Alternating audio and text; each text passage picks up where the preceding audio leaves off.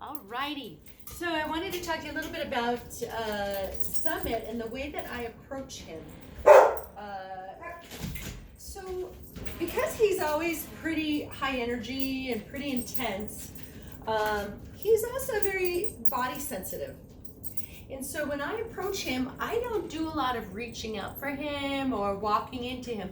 I almost just stay still and let him, it's almost as if he pets himself, because I'm just leaving my hands still, and then he kind of moves his body under my hands, and then, good boy. And when I do pet him, it's just real slow strokes. Yeah, pretty calm, pretty slow, because I'm trying to communicate to him that I want him to be calm. So I'm doing these kind of slow, circular strokes in a pretty obvious pattern that he can predict. For example, I'll start around his neck and move back to the end of his body, and he knows what's going to happen next. It's easy to predict. If he can't predict, for example, if I was like, doot, doot, doot, doot, you can see him already kind of get a little more agitated. He likes very slow. Again, he's almost sort of petting himself, and he's rubbing his body under my hands.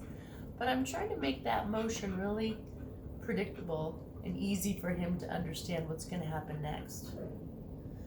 And you can see his tail begins to still, his whole body begins to still, because he knows what's going to happen next. So again, one more time, I don't really reach out for him. I don't do a lot. But what I do is I'll just kind of wait for him to come to me. And he kind of puts his own self under my hands. And that'll be a good way to start.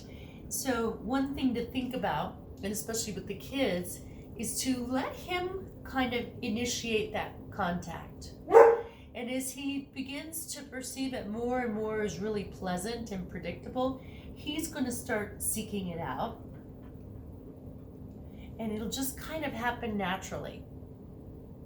So see how that works, especially with kids. I mean, kids want to touch him and love him up because they love him so much, and so to kind of hang back and wait, space.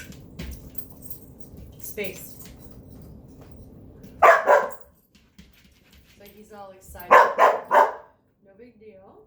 And I'm going to bend over, and again, I'll just put down my own hands, and you can see he almost pets himself and puts him in the, in the right position to be petted, like he likes to be petted.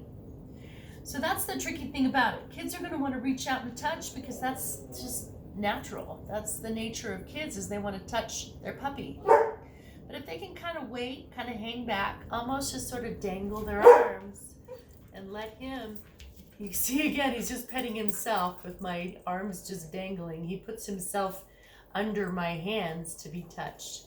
And that's kind of how that seems to work nicely. And so when you're approaching him, maybe sort of ignore him. I mean, don't doing a whole lot of approaching. If you want to interact with them and you're ready to connect with them, I would just almost sort of bend over, put your hands down, and you can see he makes the move to me. I'm not doing a lot of going after him, but he loves to be touched. And he loves that kind of open invitation. You're so funny. You are funny. Yeah, I said, that feels so nice.